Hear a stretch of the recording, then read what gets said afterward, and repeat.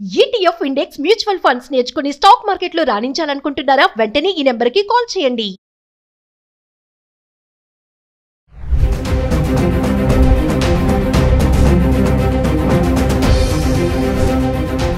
నమస్తే, welcome back to Suman TV. ప్రస్తుతం మనతో పాటు ఉన్నారు consumers affairs committee chairman Mandari Krishna గారు.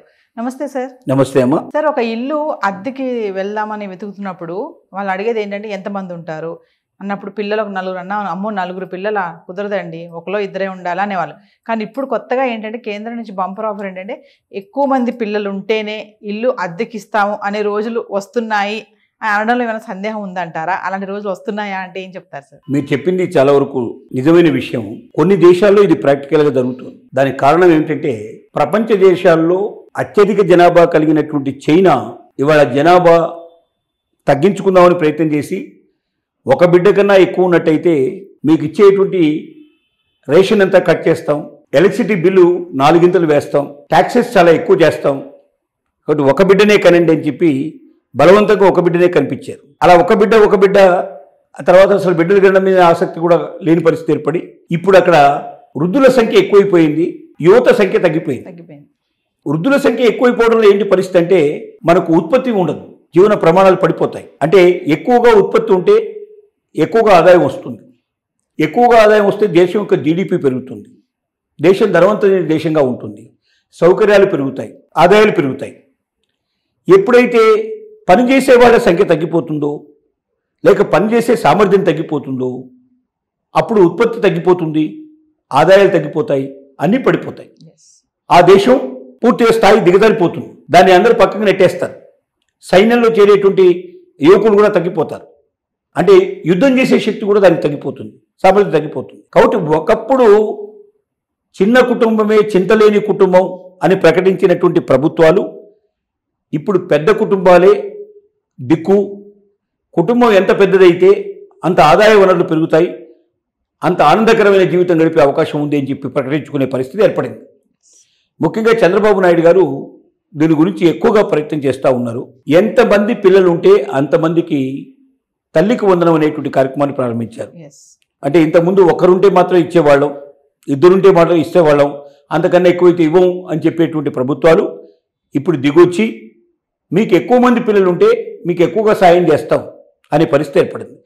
ఎందుకంటే ఎక్కువ మంది పిల్లలు ఉన్నారంటే భవిష్యత్తుకు వాళ్ళు ఉపయోగపడతారనంటే దేశానికి వాళ్ళు పట్టుకొమ్మలుగా తయారవుతారు, యువత పెరుగుతుంది, వృద్ధుల సంఖ్య తగ్గుతుంది, యువత పెరుగుతుంది. అది కావాలి. ఎప్పుడో జరగబోయేదాన్ని ఇప్పటి నుంచే ఊహించి 2050 నాటికి ఇండియా పరిస్థితి కూడా చైనా లాగానో జపాన్ లాగానో వచ్చే అవకాశం ఉంది. కాబట్టి ఆ పరిస్థితి రాకుండా ఉండడం కోసం చెప్పి ఇప్పటి నుంచే జాగ్రత్త పడాలనే ఉద్దేశంతో దీన్ని ప్రారంభిస్తారు. కొన్ని దేశాల్లో ఇప్పుడు జపాన్ లాంటి దేశంలో నీకు ఎక్కువ మంది పిల్లలు ఉంటేనే ఇల్లు అద్దెకిస్తామంటారు. ఎందుకంటే ఎక్కువ మంది పిల్లలకు ఉన్నటువంటి ఇల్లు అద్దెకిచ్చినట్టయితే ట్యాక్సెస్ తగ్గుతాయి, వాళ్ళు అక్కడ ట్యాక్సెస్ తగ్గుతాయి. అంటే ఇంటి మీద వేసే పన్ను తగ్గిపోతుంది. పన్ను తగ్గించుకోవడానికి ఎక్కువ మంది పిల్లలు ఉండేటువంటి కుటుంబాలను ఆహ్వానించి ప్రత్యేకంగా మీకు ఇంత ఎక్కువ మంది కుటుంబం ఉంటేనే, ఇంత సంఖ్య ఉంటేనే మేము ఇల్లు అద్దెకిస్తాం. ఇప్పుడేం చెప్తున్నాం అంటే తక్కువ ఉంటేనే మేము ఇస్తాం. ఎందుకంటే వాటర్ వాడుకోవడం కానీ లేకపోతే అనేక రకాలు కానీ వనరులన్నీ వాడుకోవడానికి తక్కువ కుటుంబం అయితే చాలా బాగుంటుందనే ఉద్దేశంతో అలాంటి ప్రత్యేకంగా ఇంట్లో ఎక్కువ మంది ఉంటే మేము ఇవ్వం అది అని చెప్పి క్లియర్గా చెప్తున్నారు. కానీ ఇక నుంచి భవిష్యత్తులో ఎక్కువ మంది పిల్లలు ఉన్న కుటుంబాన్ని ఆహ్వానించే పరిస్థితి, ఎక్కువ మంది కుటుంబ సభ్యులు ఉండేటువంటి వాళ్ళని ఆహ్వానించే ప్రయత్నం జరుగుతుంది. కారణం ఏంటంటే ప్రభుత్వం కూడా వాళ్ళకే ప్రోత్సాహకాలు ఎక్కువ ఇస్తుంది. అట్లా ఇవ్వకపోతే చాలా కష్టమైన పరిస్థితి. కొన్ని దేశాల్లో ఇప్పుడు హంగేరీ లాంటి దేశం ఉంది. హంగేరీ లోపల ఒక ఇద్దరికన్నా పిల్లలు ఎక్కువ ఉంటే, ఎక్కువ మంది పిల్లలు ఎంతమంది ఉంటే అంతమందికి అక్కడ పన్ను రద్దు ఆటోమేటిక్గా చేస్తారు.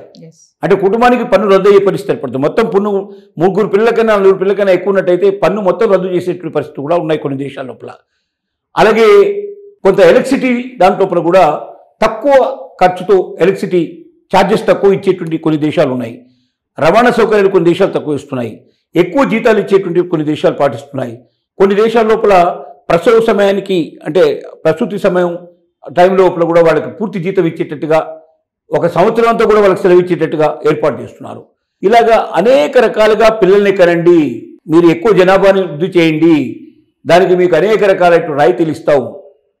కొన్ని దేశాల్లో అయితే 2 పిల్లల కన్నా ఎక్కువ ఉన్నట్టయితే 16 లక్షలు 18 లక్షలు, ఒక్కొక్క బిడ్డను కంటే సెకండ్ బిడ్డకు 16 లక్షలు, థర్డ్ బిడ్డకు 18 లక్షలు, ఇలాగా ఎక్స్ట్రా డబ్బులు ఇవ్వడానికి కూడా సిద్ధపడుతున్నారు. ఎందుకంటే ఆ దేశంలో జనాభా పూర్తిగా తగ్గిపోయింది కాబట్టి. సో రానున్న దేశంలో ప్రపంచం లోపల ప్రతి దేశం కూడా చేయబోయేది ఏంటంటే ఎక్కువగా యువత ఉండేందుకు జాగ్రత్త పడుతుంది.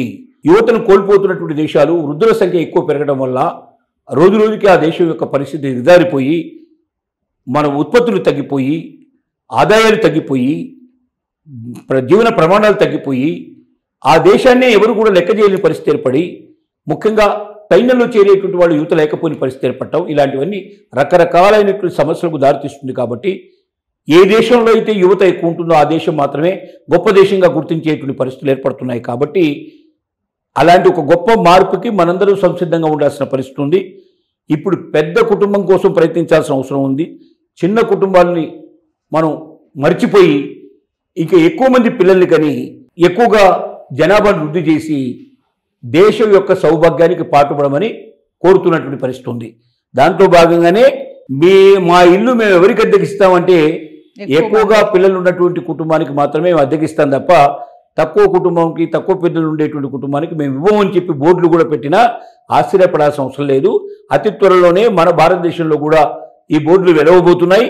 మన తెలంగాణలో మన ఆంధ్రప్రదేశ్లో కూడా ఇలాంటి బోర్డులు వచ్చినా ఆశ్చర్యపడాల్సిన అవసరం లేదు. కొంచెం టైం పట్టొచ్చు కానీ డెఫినెట్గా ఒక రోజు కాకపోతే ఒక రోజు వస్తాయనేది దీని అర్థం.